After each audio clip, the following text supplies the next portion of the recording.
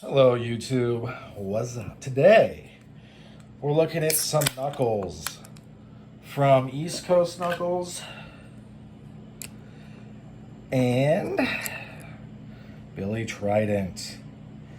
Billy Trident is a somewhat shadowy figure who I appreciate very much. He participated in the Vietnam conflict somehow, some way. I'm not sure how. I don't think that he was a state asset, though.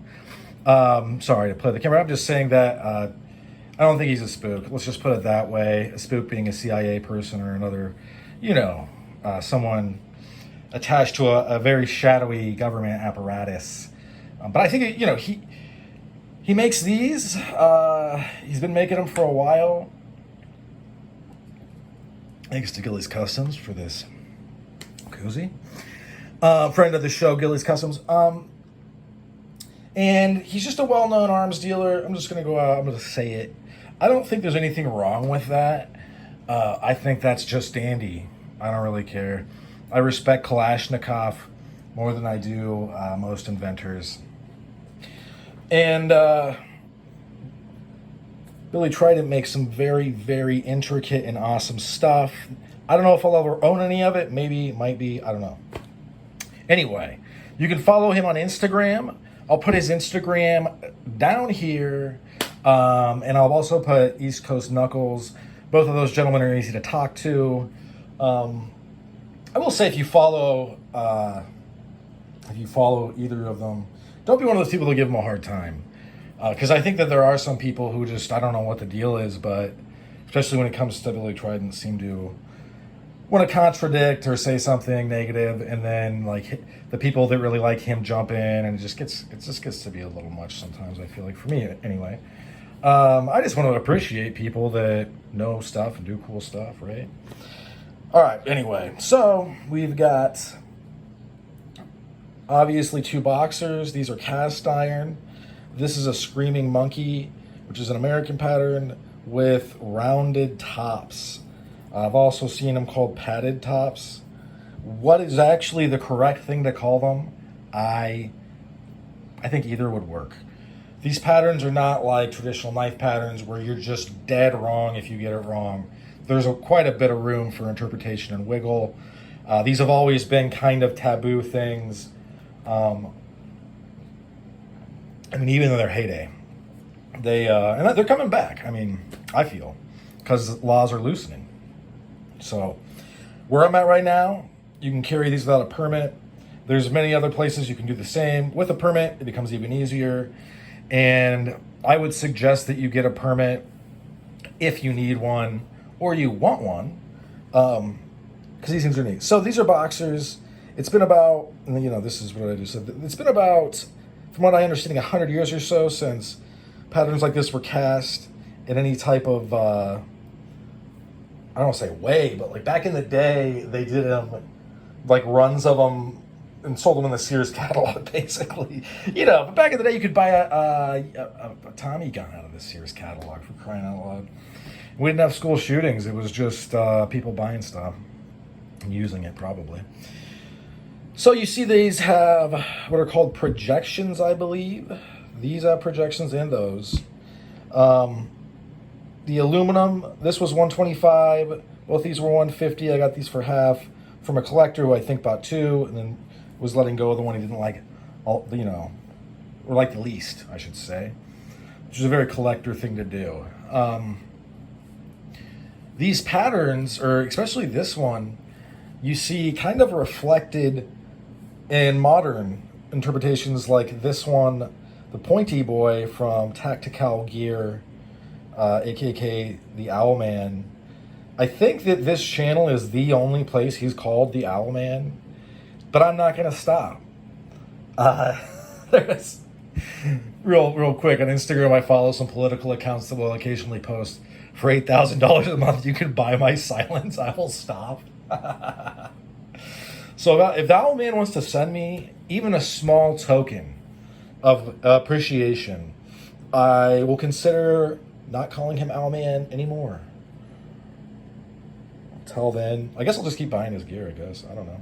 But so you see these, I've seen some where there is no right or wrong. They're totally symmetrical. These are slightly not. These are slightly asymmetrical to my eye. And it very much reminds me of this, where they've taken the idea of point, this point is over here, this one doesn't have one over there, and then point, there's a point there. This is also from Tactical Gear. This is called a boxer. You can see it looks like a boxer. It even has the projection / the cone spikes that he likes to use. I really do like the cone spikes, by the way. In Tactical Gear, he does like, this is an old pattern. This is aluminum. I have a steel version as well. This isn't. I don't believe this is a original pattern, simply because I've read about back in the day there were bottle openers made just like this. Tactical Gear also does stuff like this, where they riff on kind of the modern interpretations, you know, where this is like a tape.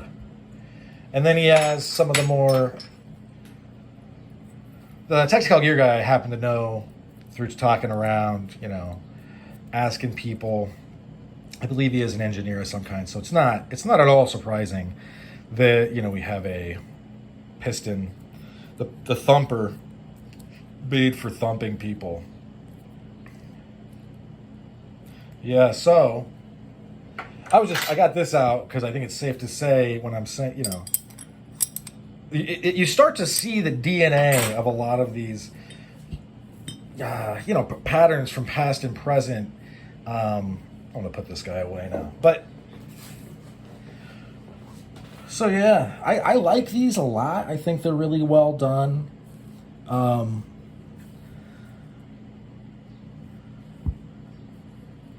I like how thick this base is. It's just like really fills up your hand. You're gonna get a real solid connection.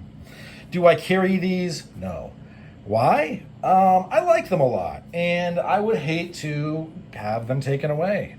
Not because they're illegal, but because they are cool. And let's say, you know, I'm getting up there in age. I'm getting close to 40. Let's say I get, you know, knocked out or something or whatever, and my pockets get run through. Or, for instance, let's say a lawman decides to search me. Oh, look, these are naughty. And then I'm like, oh, they're not naughty at all. And let's say we're having a conversation because I knocked somebody out, or I had to punch somebody, or I punched my way into a vehicle to save someone. Those are all bad examples. But sir, for whatever reason, the police officer, his fingers get sticky. All of a sudden, these are his. And I don't want that. Although I will say, I have had a similar thing happen. They didn't steal my knucks, so that was cool of them. But no, so I carry actually this one. This is my daily driver. I like it because I like the 2-in-1 finger stall, and I like that they are slightly asymmetrical and they give you a spur here. Although I like, you know, the Stray Cat cutlery, Stray Cat knives. I like his spur more, but this is very small. This is as far as spurs. I think it would get the job done. Just like I think these would get the job done. And even though these are, you can kind of see the rounding a little bit. But if you wear them like they're asymmetrical, so that means that a lot of the time, let's say this way, a regular punch, yeah, they're still going to work. The protrusions are still going to focus force for sure. But if I'm doing this, if I'm doing the whole dusting thing where, you know, me and somebody tie up real close and I'm just like short stroking into their face. Well, that's what she said, right? But like, you know, I'm hitting them over and over and over in a short period of time. Not only are you getting the regular projection, you're getting, you know, this almost comes to a separate point right here. Kind of get what I'm saying? These protrusions are just larger, so there's points on both sides. Projections, I should say. But I do like, and I like it for a lot of pieces. If you can use them like they're asymmetrical, or you just use them like they're symmetrical. It doesn't really matter that much. Um, but I think it's a neat thing. I think it just shows the intentionality of the design, and it also shows that these designs, much like pocket knives designs, kind of echo throughout the ages.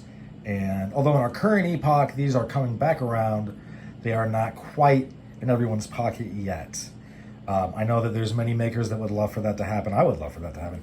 I think, honestly, that these are really, really great options, but meaning knuckle dusters, for self-defense. I also think that, I don't know, it's the idea that a firearm is always the best choice. It's definitely the best choice for a gunfight. But let's say I'm just kicking crackheads out of my lot, which I'm doing on a semi-regular basis right now. I don't know if I'm going to want to bring a gun out. One, you've just went through a huge escalation of force. And ain't nobody going to overlook that in court. Two, something goes wrong, you get knocked out, it just gets wrenched out of your hand, you fall, drop it. Now someone else has a gun. That's not good, right? So, I don't know. I get it that a lot of times it's not the best thing to go engage in like physical struggle. I'm not saying that I would, because, I would have this in one hand and then I would have this in the other hand. And if you pair these with hot sauce, mace, the spice of the streets, you are a very formidable opponent. And I would say that if we did have gladiator matches, I would say the modern gladiator would have mace in one hand, an impact weapon in the other. It just works really, really well. And what's funny, so for instance, I got a buddy up north, way, way up north, northwest, but that is in Minneapolis, and I was looking up the laws in his state, and it says on their government website, they're pretty upfront. You can carry a knife, you can carry mace for self-defense. That's what you got. Because somebody was actually using their brain and was like, we have crime in this city. We have riots regularly, semi-regularly. We have race riots. So maybe we allow people to defend themselves with a blade. I don't know what the blade is. It's not a big blade you can carry, but they're just being straight up front. Mace in one hand, knife in the other. You're going to be... I think there are situations where you're not going to want to stab someone, because lethal force is a serious thing. And introducing a knife to something is a huge acceleration of force, or escalation of force, probably both. But these, although they are, I would consider them to be lethal force, or a force that can be used toward lethality.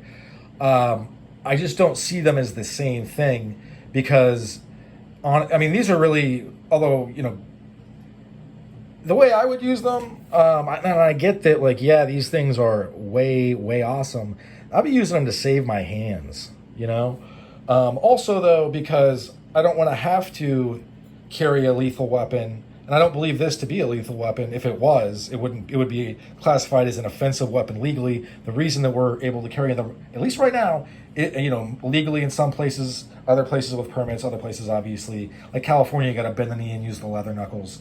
But I think that the reason that is because, this is almost like a fist in that, as a former Marine that's received a bunch of training on how to fight, and as a secondary black belt, as somebody that bounced for years, I could probably, end your life with my bare hands, to be honest.